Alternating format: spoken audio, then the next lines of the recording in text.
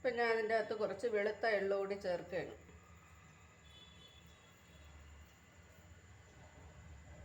ഞാൻ ഇവിടെ അരക്കപ്പ് അരി എടുത്തിട്ടുണ്ട്, അത് അരിപ്പൊടി എടുത്തിട്ടുണ്ട്, അത് പുട്ടിൻ്റെ പൊടിയാണ്. അതിലേക്ക് കുറച്ച് വെള്ളം ഒഴിച്ച് അത് കുതിരാൻ വയ്ക്കാം.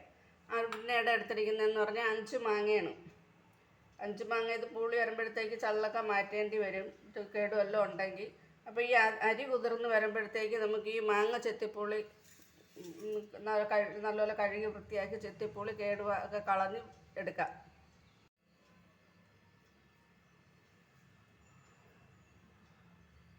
ഇതുപോലെ വേണം നമ്മൾ ഇളക്കിയെടുക്കാം. ഇതുപോലെയാണ് ഞാൻ എല്ലാം ഇളക്കി എടുത്തേക്കുന്നത്. ചെത്തുമ്പോൾ നമുക്ക് ഇതിൻ്റെ ഇടയ്ക്ക് തൊലി വരാൻ സാധ്യതയുണ്ട്. അങ്ങനെ തൊലി വരാൻ പാടില്ല. ഇതിൻ്റെ അകത്തെ പഴുപ്പ് കരണ്ടി കൊണ്ട് കോരിയെടുക്കണം. ഇപ്പോൾ നമ്മൾ നേരത്തെ കുതിരാൻ വെച്ചിരുന്ന അരിപ്പൊടി ഇതിലേക്ക് ഇടുകയാണ്. പുട്ടിൻ്റെ പൊടിയാണ് അങ്ങനെ കുതിരാൻ വെച്ചിരുന്നത്, ആയതുകൊണ്ടാണ്. നമുക്കിതിന് വേണ്ടത് അപ്പത്തിൻ്റെ പൊടിയാണ്. ഇപ്പോൾ 1 ഗ്ലാസ് വെള്ളവും കൂടെ ഇതിലേക്ക് ഒഴിക്കുന്നുണ്ട്. ഇപ്പോൾ നമ്മൾ മാറ്റി വെച്ചിരുന്ന മാങ്ങ ഉണ്ടല്ലോ, റെഡിയാക്കി വെച്ചിരുന്ന മാങ്ങ ഇതിലേക്ക് ഇടുകയാണ്.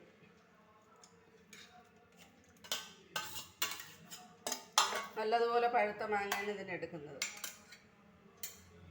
ഈ 1 നുള്ള ഉപ്പിടാം. 1 ടേബിൾ സ്പൂൺ പഞ്ചസാരയാണ് ഞാൻ ഇതിടുന്നത്. 6 സ്പൂൺ പഞ്ചസാര വരെ ഓരോരോ മധുരത്തിനനുസരിച്ച് ഇടാം. 1 ടീസ്പൂൺ ചുക്കുപൊടി ഇട്ടിട്ടുണ്ട്. 1 ഏലക്കയുടെ തൊലി കളഞ്ഞിട്ട് അതിൻ്റെ അരി ഇട്ടിട്ടുണ്ട്. പൊടിയുള്ളവർക്ക് പൊടി ചേർക്കാം. ഇപ്പോൾ നമ്മൾ നേരത്തെ ഒഴിച്ചതിൻ്റെ ബാക്കി വെള്ളവും കൂടെ ഇതിലേക്ക് ഒഴിക്കുകയാണ്. ഇതിന് നല്ലതുപോലെ അരച്ചുകൊണ്ട് വരാം. ഇപ്പോൾ നമ്മളൊരു പാൻ എടുത്ത് അതിലേക്ക് കുറച്ച് എണ്ണ ഒഴിക്കുകയാണ്.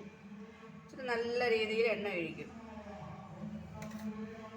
അതിനുശേഷം നമ്മൾ മിക്സിയിൽ അരച്ചുകൊണ്ട് വന്ന ഈ മിക്സി ഈ എണ്ണയിലേക്ക് ഒഴിക്കും. ഇതിന് നമ്മൾ അടുപ്പിൽ വെച്ച് നല്ലതുപോലെ ഇളക്കി കൊടുക്കണം.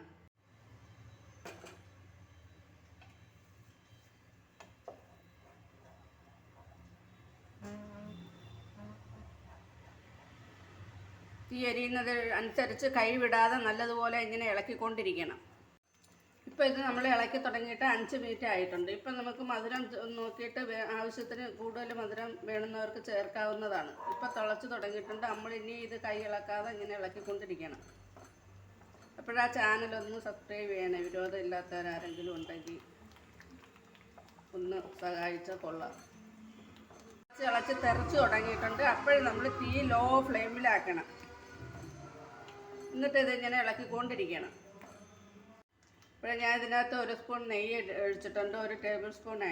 അപ്പോൾ ആവശ്യത്തിന് നെയ്യ് ഇഷ്ടമുള്ളവർക്ക് 2 സ്പൂൺ നെയ്യ് വരെ ഒഴിക്കാം. അപ്പം നെയ്യ് ഒഴിച്ച സമയത്ത് വീഡിയോ ഓണാക്കാൻ പറ്റിയില്ല. അപ്പോൾ വേറെ എല്ലാ ഇൻഗ്രീഡിയൻസും നമ്മളിത് ചേർക്കാനുള്ളതെല്ലാം ആദ്യമേ അരച്ചപ്പോഴേ ചേർത്തിട്ടുണ്ട്. പിന്നെ അവസാനം ചേർക്കേണ്ട നെയ്യായിരുന്നു, അതിപ്പോൾ ഒഴിച്ച്. ഇനിയും നമ്മൾ ഇളക്കിക്കൊണ്ടിരിക്കണം.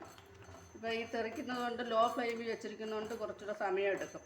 അപ്പോൾ ആ ചാനൽ സബ്സ്ക്രൈബ് ചെയ്യാത്തവർ വീണ്ടും ഞാൻ പറയാണ്, വിരോധമില്ലാത്തവർ ഒന്ന് സബ്സ്ക്രൈബ് ചെയ്യണേ പ്ലീസ്. ഇപ്പോൾ വീണ്ടും 10 മിനിറ്റോളം നമ്മൾ ഇത് ഇളക്കിയിട്ടുണ്ട്. അപ്പോൾ ഞാൻ നെയ്ക്കകത്ത് മൂപ്പിച്ച കുറച്ച് അണ്ടിപ്പരിപ്പ് ഇതിലേക്ക് ഇടണം. നെയ്യോട് കൂടി തന്നെ ഒഴിക്കുകയാണ്.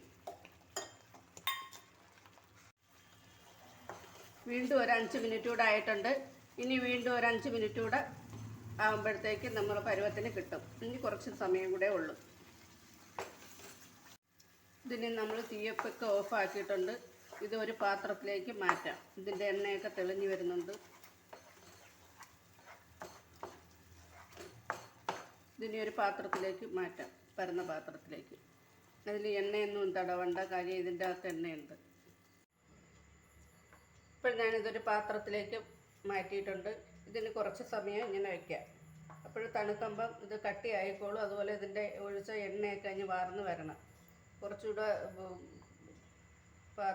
ചെറിയ പാത്രം എടുക്കുന്നത്, നമ്മൾ ഉണ്ടാക്കുന്ന സാധനം കൊള്ളത്തക്ക രീതിയിലുള്ള പാത്രം എടുക്കുന്നതായിരിക്കും ഉത്തമം. അപ്പോഴിതിലെ എണ്ണയെല്ലാം ഇനി വാർന്ന് വരും. ഇതിവിടെ ഇപ്പോൾ വാർന്നുകൊണ്ടിരിക്കുകയാണ്. അങ്ങനെ ഞാൻ വേറൊരു പാത്രത്തിലോട്ട് ഒഴിച്ച് മാറ്റി ഇപ്പോൾ വാർന്നുകൊണ്ടിരിക്കുകയാണ്. അതിനാണ് ഞാൻ ഇച്ചിരി ചതച്ച് വെച്ചിരിക്കുന്നത്. നല്ല ടേസ്റ്റി ആയൊരു റെസിപ്പിയാണ്. മാങ്ങ വെച്ച് ഇത്രയും നല്ല ടേസ്റ്റി ആയൊരു സാധനം ഉണ്ടാക്കാൻ പറ്റുമെന്ന് ഞാനും ഇപ്പോഴാണ് അറിയുന്നത്. എല്ലാവരും ഒന്ന് ഉണ്ടാക്കി നോക്കണം. Thank you.